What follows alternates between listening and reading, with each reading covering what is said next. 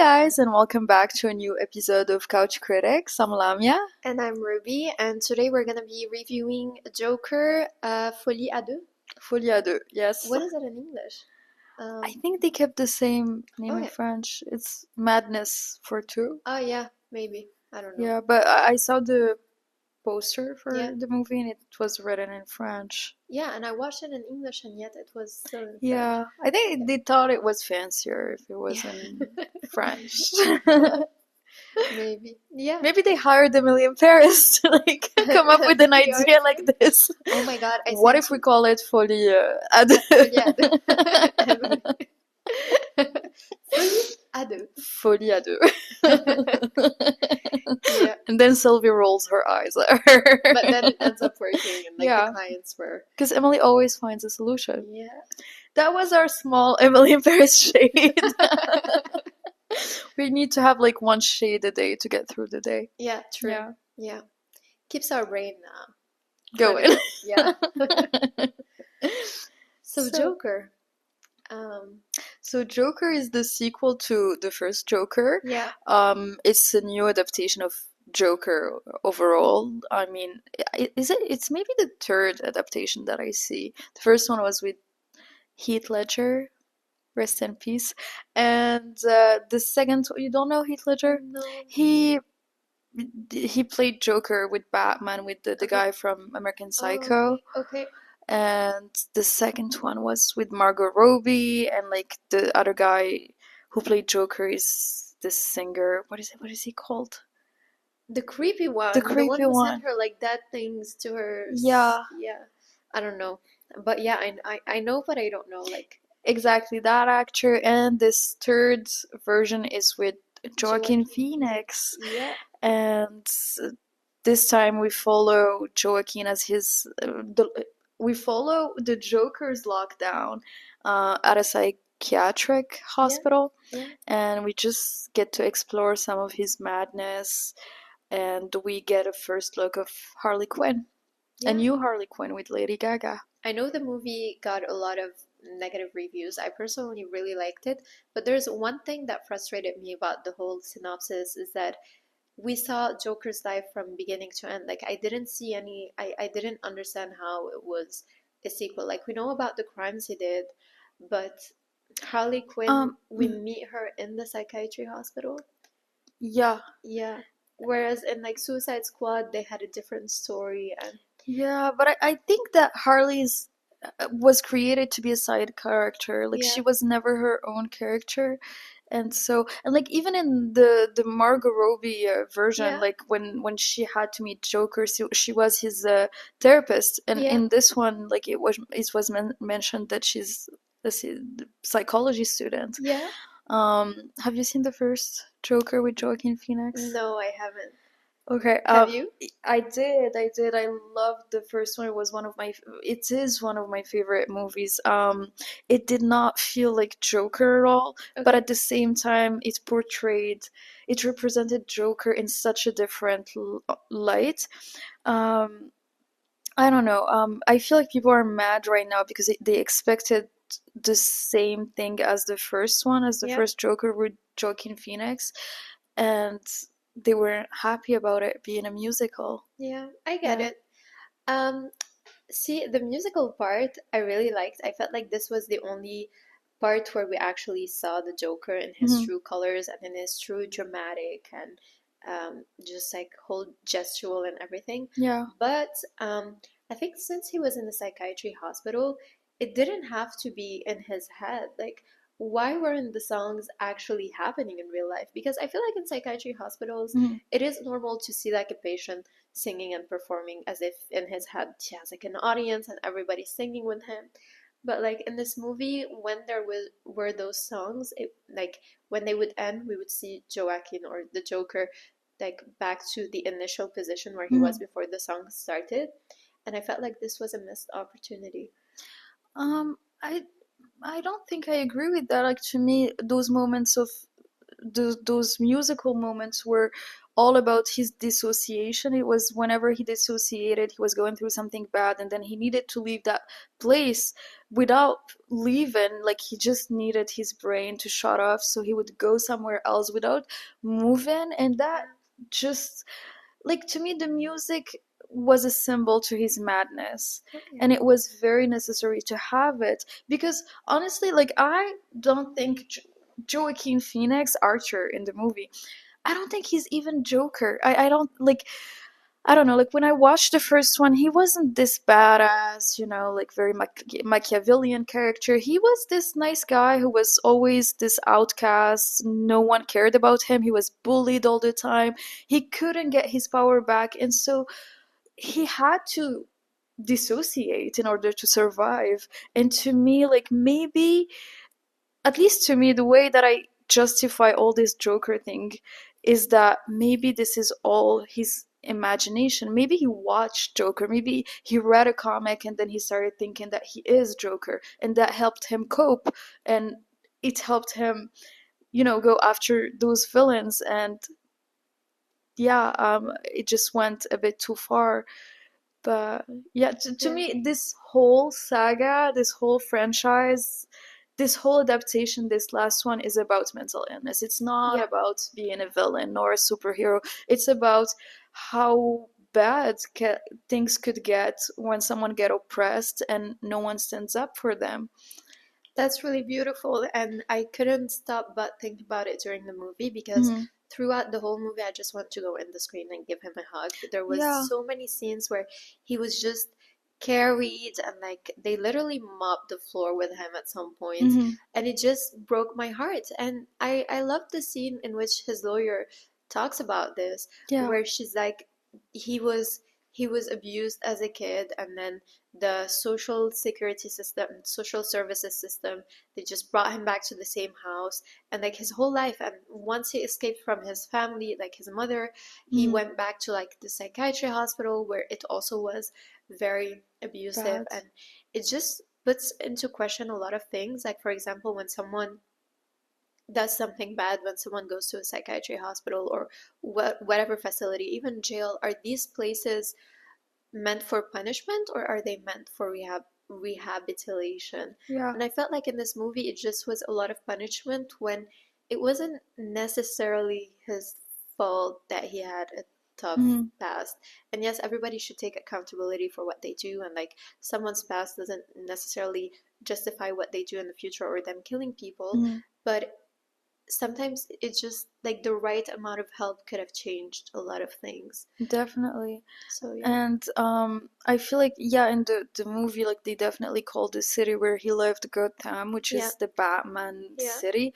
But it could have called, the story could have been realistic in any other city. Like, you Yeah. could have chosen any city and, like, had this, like, because this story exists everywhere. And as you said, like, it doesn't justify, like, committing crimes, but at the same time, the abuse that he went through can't be justified. Yeah. So I feel like there is something went wrong on both sides, and all of this could have been avoided somehow if the system did their work. But sometimes, yeah, I think it is the system that needs to be reevaluated because sometimes this abuse is just generational. Like, Hmm. we could blame it on his mother, but we don't know what his mother went through. And I'm pretty Yeah. sure if we did a prequel about his mother's life, we'd be like, oh, maybe that's why she treated Mhm. Arthur or the Joker this way. So it's just, yeah, it's about breaking a cycle that's Yeah, and there. he also have a responsibility. Like, he could have chosen a different path to, like, stand up for himself. And I know it's easier said than done, but, like,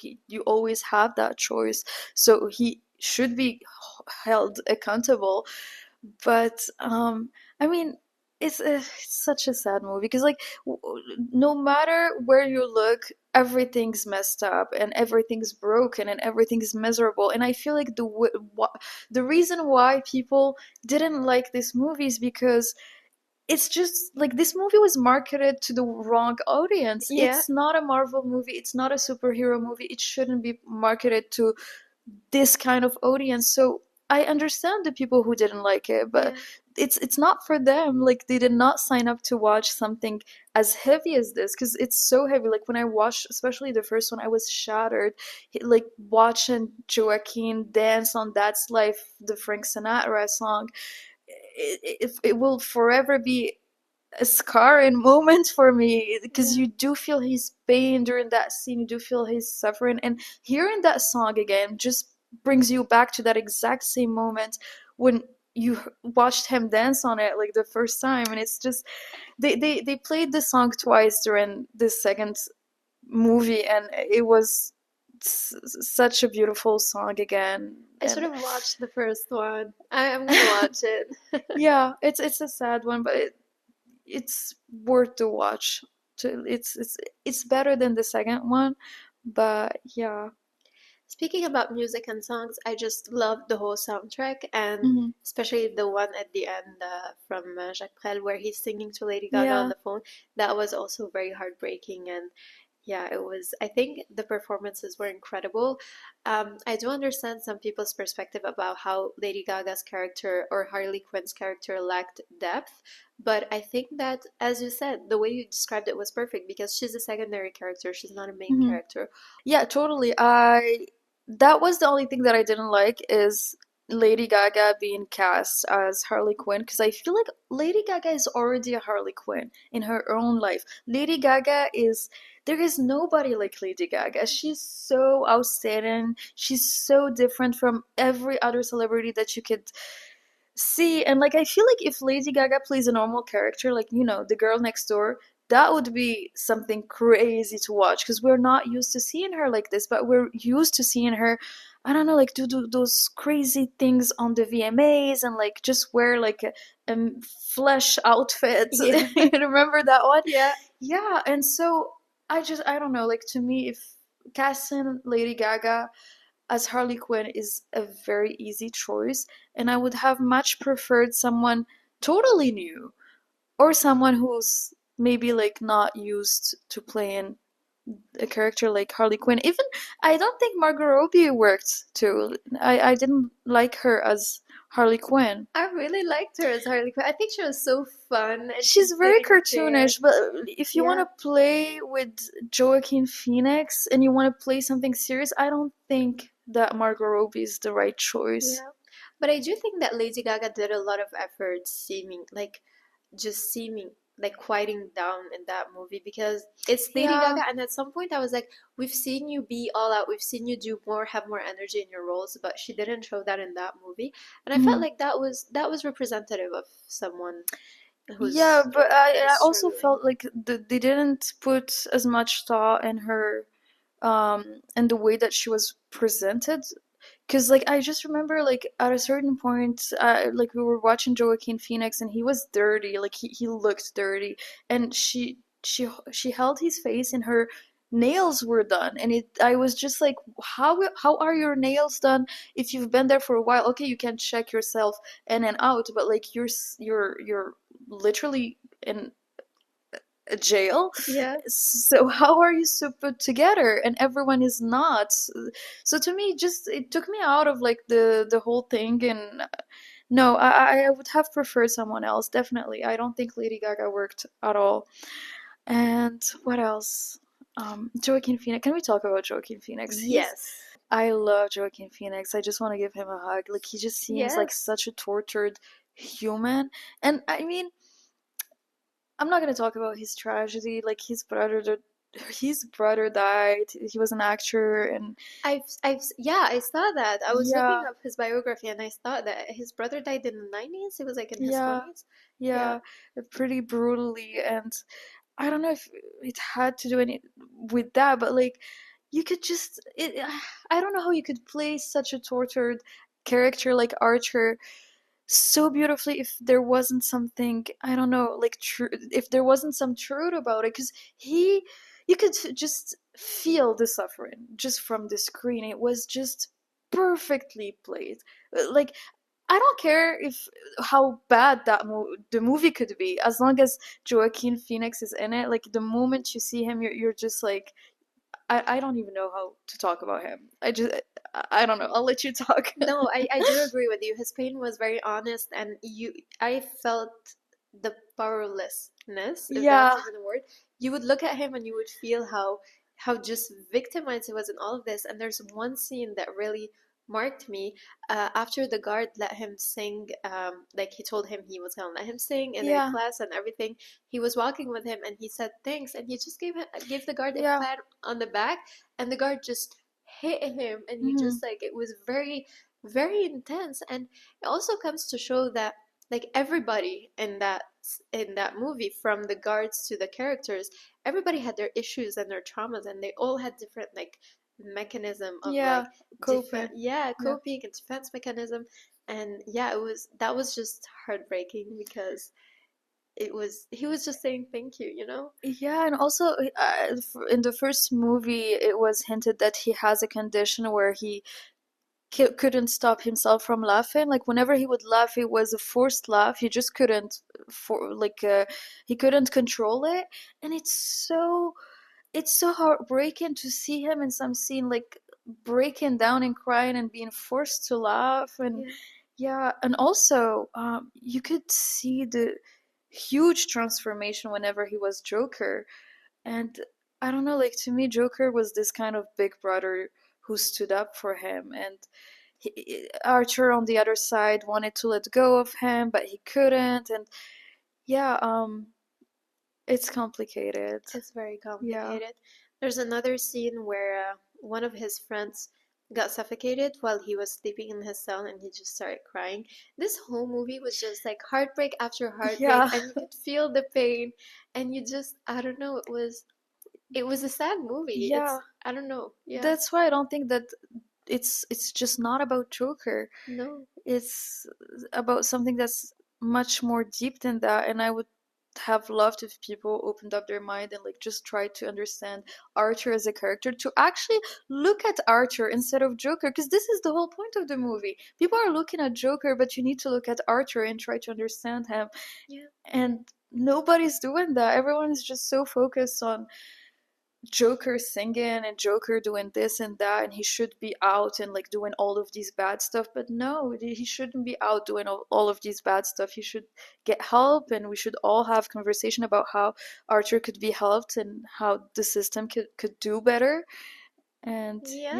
yeah, this Yeah. went another way. I did But it not is expect true. this conversation to But go like this way. I feel like that was the goal of the movie, because it Mm, does put into light a lot of things that are just nobody talks about, and it's not really, as you said, it's not really fantasy. This yeah. does happen, and yeah, I don't know. It was I really like the movie Me too. But I don't think they're out in any other movie. They said that they were done with the. I don't. because spoiler alert, they killed him. Why did he die at the end? Yeah. Why did they kill him? I I don't mean, he understand. didn't like. They didn't show that he died. Died. He was stabbed like He was stabbed, God but knows like how many maybe times. he's not dead. You never know. But like I read somewhere that the director said that he has done everything that he wanted to do with Joker and that he's ready to move on into something else. But I think that this is not the end for the Joker, it's just the end for Arthur Affleck, because towards Yeah. the end of the movie, when other Jokers came and saved him, Hmm. like there were other Jokers, and I don't know, maybe this Arthur Affleck, as you said, maybe he was inspired by a different Joker. So Yeah. maybe it's not the same. I don't think it is the same Joker from Suicide Squad. Maybe even Harley Quinn was just in his head. Maybe the same way he created the Joker, he Hmm. created Harley as like to have this person who would come and comfort him when he needed it.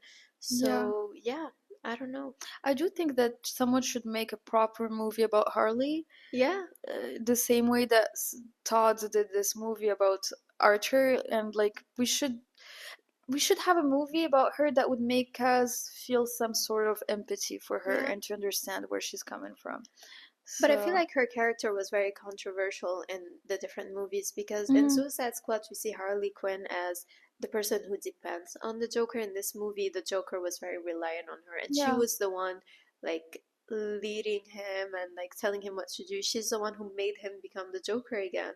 mhm, So it was a different dynamic between yeah. the couples. So yeah, I don't think this is the end of this movie. I think that in a few years people will watch it again and they will actually love it, and it will have some sort of comeback. But I think it just came out at the wrong time.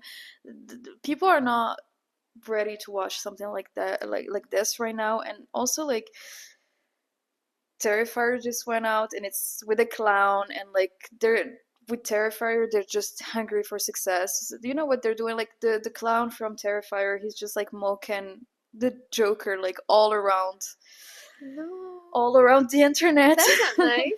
That's not nice, but like honestly, like I applaud that because they're just hungry for success. If you're not gonna defend yourself, we're gonna take your spot. And they're literally saying that. The director is like, "Can we beat Joker at the box office?" He's publishing like stories about that, and although it's very culotté, Yeah, but I do admire this kind of ambition. this kind of marketing. And marketing, yeah. Yeah. Damian Lee, and you're a genius. And I did watch your movie if you're watching this. I didn't. She didn't. Not my type. I wouldn't be able to sleep, which wouldn't be so bad. I'll do that in finals week. Yeah. You should. I'll be studying all the time. All right. I think that sums it up for the That Joker. sums it up. Thank you so much, guys, for watching, and see you next week. Bye.